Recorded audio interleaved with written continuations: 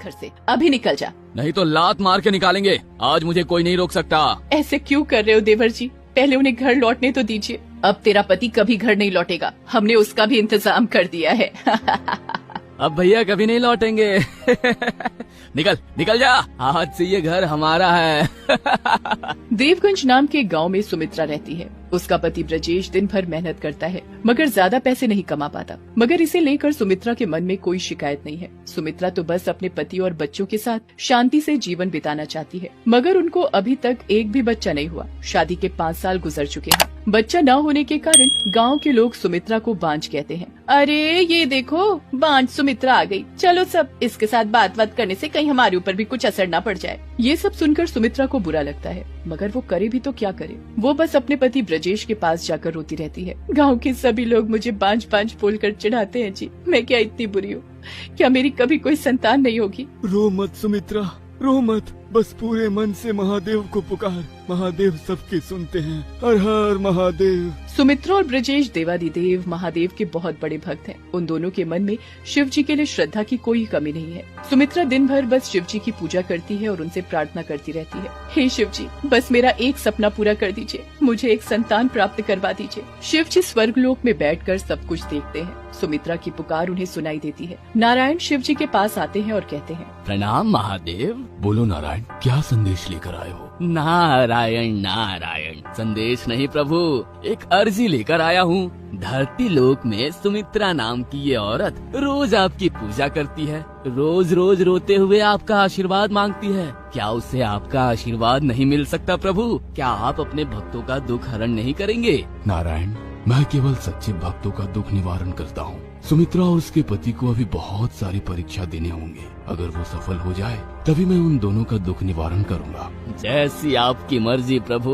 नारायण नारायण। ये बोलकर नारायण चले जाते हैं। शिव जी दोनों आंखें बंद कर धरती लोक में घट रही घटनाओं का निरीक्षण करते हैं। यहाँ धरती लोक में सुमित्रा पूजा कर रही है। ब्रजेश काम पर निकल जाता है। वहाँ उनके पास के घर में सुमित्रा का देवर सुरेश और देवरानी बिमला आपस में बातें कर रहे हैं। ये दोनों सुमित्रा और ब्रजेश से बहुत नफरत करते हैं। सुनो बिमला, वो जमीन मुझे चाहिए, उस जमीन पर मैं मेरी दुकान खोलूंगा।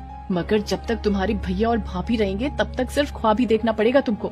वही तो, पता नहीं ये भैया और भाभी कब भगवान को प्यारे होंगे। सुरेश बहुत अमीर है, उसके कई सारे बिजनेस हैं, मगर फिर भी वो ब्रजेश की जमीन हड़पना चाहता है। उधर सुमित्रा अपने पति की दीर्घायु होने की कामना कर रही है शिव जी से।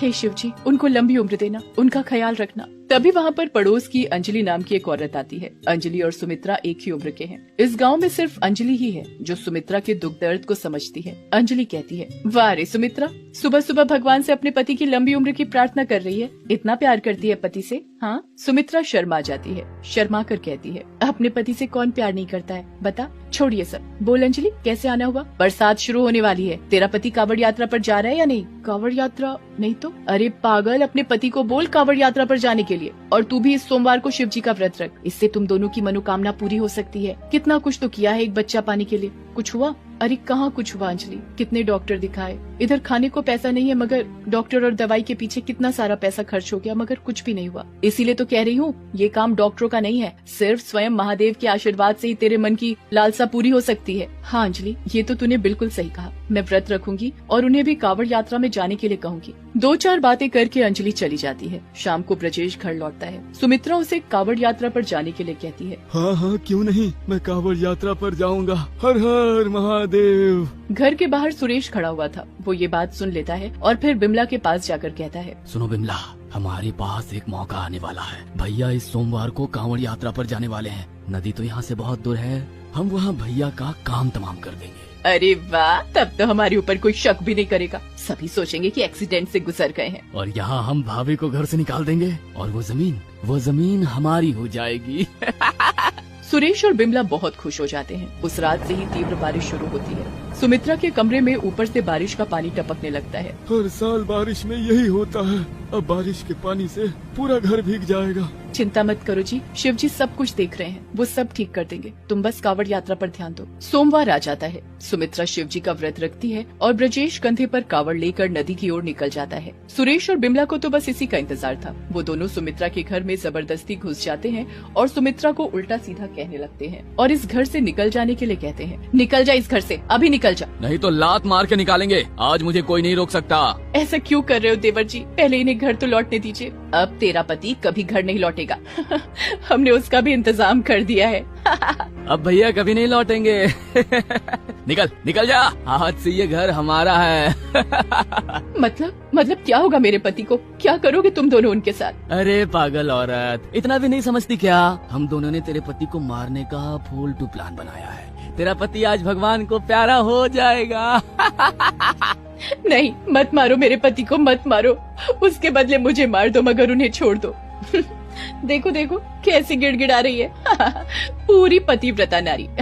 जा अब निकल यहाँ से। ये बोलकर बिमला और सुरेश सुमित्रा को धक्के मारकर घर से निकाल देते हैं। सुमित्रा रो पड़ती है। अपने पति के बारे में सोचकर उसे बहुत टेंशन होने लगती है। वो चिल्लाकर कहती है, सुन रहे हो जी, आप मत जाइए, मत जाइए। सुमित्रा अपना आपा खो चुकी है। उसे इतना भी समझ में नहीं आ रहा कि ब्रजेश अभी बहुत दूर चला गया है। वो उसकी पुकार नहीं सुन सकता। सुमित्रा ने सुबह से कुछ नहीं खाया है। ऊपर से ऐसी घटनाएं और टेंशन, सब कुछ एक साथ मिलाकर उसका सर चकराने लगता है। कुछ देर चिल्लाने के बाद वो बेहोश होकर रास्ते में गिर जाती है। उधर ब्रजेश कावड़ लेकर नदी की ओर जा रहा है। रास्ते में वो और भी लोगों से मिलता है। उनमें से 2 लोग कावड़ लेकर जा तो रहे हैं, मगर दिल के अच्छे नहीं हैं। वो ब्रजेश से पैसा छीन लेने का प्लान बनाते हैं। उनमें से एक आदमी सुनसान से रास्ते में ब्रजेश को धक्का मारकर गिरा देता है और फिर दोनों मिलकर ब्रजेश की जेब से पैसा लेकर भाग जाते हैं। अरे अरे, ये क्या कर रहे हो? मेरा पैसा वापस करो। मगर वो लोग ब्रजेश की बात नहीं सुनते हैं। ब्रजेश उठता है और फिर से चलने लगता है। रास्ते में एक छोटा सा तालाब पड़ता है। सुरेश और बिमला ने यहाँ एक आदमी को पहले से ही पैसे खिलाकर रख दिया है। उस आदमी ने इस तालाब में 2 मगरमच्छ छोड़ रखे हैं और खुद झाड़ियों के पीछे छुपा हुआ है। ब्रजेश जब इस तालाब के पास आता है तब वो आदमी झाड़ियों से निकल आता है और ब्रजेश को जोर से धक्का मारता है। ब्रजेश तालाब में गिर जाता है। बचाओ, बचाओ मुझे। आज तुझे कोई नहीं बचाएगा, ये तो मगरमच्छ तुझे कच्चा चबा जाएंगे। ये बोलकर वो आदमी वहाँ से चला जाता है। 2 मगरमच्छ ब्रजेश की तरफ बढ़ने लगते हैं। ब्रजेश कोई उपाय न होने पर शिव जी को पुकारता है। हे शिव जी, हे देवादिदेव महादेव, मुझे बचाइए, मुझे बचाइए। मगर इतने में मगरमच्छ ब्रजेश के बहुत पास आ गए और वो ब्रजेश पर हमला कर देते हैं। ब्रजेश अपने आप को बचाने की पूरी कोशिश करता रहता है, मगर एक मगरमच्छ उसका बायां हाथ काट लेता है और वो हाथ ब्रजेश के शरीर से अलग हो जाता है। तभी पता नहीं कहां से ब्रजेश के अंदर बहुत शक्ति आ जाती है। नहीं नहीं, मैं यहाँ नहीं मर सकता, यहाँ नहीं। ये बोलकर किसी तरह तैरकर तालाब के किनारे पहुंच जाता है और तालाब से उठकर वो दौड़ने लगता है। उसका एक हाथ लेकर दोनों मगरमच्छ तालाब में लड़ने लगते हैं। ब्रजेश दौड़ता ही रहता है और दौड़ते दौड़ते नदी के किनारे पहुंच जाता है। चलो, किसी भी तरह नदी किनारे पहुंच गया। अब ये पानी लेकर मुझे जल्दी से घर जाना होगा। ब्रजेश किसी भी तरह नदी से पानी लेता है और फिर से दौड़ते हुए घर की ओर चला जाता है। वो अपने में एक तीव्र शक्ति महसूस करता है। उधर सुमित्रा को होश आता है और वो उठ जाती है। अरे मैं कहाँ हूँ? वो अभी तक आए नहीं, मगर क्यों? कहीं उनको कुछ हो तो नहीं गया? ये बोलकर सुमित्रा उठती है और चलने लगती है। तभी सुरेश गाड़ी लेकर आता है और पीछे से सुमित्रा को धक्का मार देता है। सुमित्रा मुंह के बल गिरती है और बहुत खून निकलने लगता है। सुरेश गाड़ी लेकर वहाँ से चला जाता है। इतने में ब्रजेश वहाँ पर आ जाता है और तभी वो देखता है कि सुमित्रा खून में लिपटी हुई रास्ते में पड़ी है। अरे ये क्या? सुमित्रा यहाँ इस तरह क्यों पड़ी है? सुमित्रा उठो, क्या हुआ है तुम्हें? ब्रजेश सुमित्रा के चेहरे पर पानी छिड़कता है। सुमित्रा जाग जाती है और ब्रजेश को देखकर खुशी से रो पड़ती है। आप जिंदा हो, मगर ये क्या? आपका एक हाथ कहाँ है? तब ब्रजेश सुमित्रा को सब कुछ बताता है। सब कुछ सुनकर सुमित्रा कहती है, ये सब तुम्हारे भाई सुरेश और उसकी पत्नी बिमला का किया धरा है।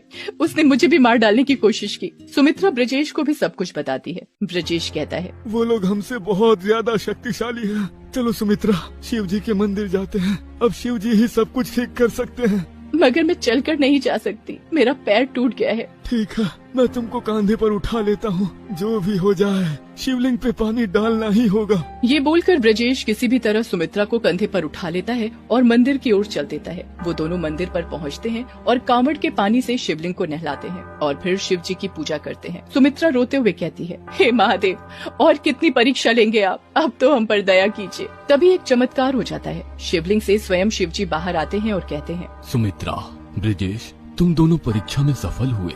इतनी कठिनाइयों के बावजूद तुम दोनों ने मुझ पर विश्वास रखा और मंदिर आकर मेरी पूजा की। तुम दोनों ही मेरे सच्चे भक्त हो। मैं तुम दोनों से प्रसन्न हूँ, इसलिए मैं तुम दोनों की समस्याएं खत्म कर दूंगा। प्रिय ब्रजेश, तुम्हारा एक हाथ लौट आएगा। प्रिय सुमित्रा, तुम बिल्कुल ठीक हो जाओगी। इसी साल तुम माँ बन जाओगी। तुम दोनों के सारे शत्रु भस्म हो जाएंगे और ये दोनों कांवड़ सोने चांदी से भर जाएंगे। तथास्तु।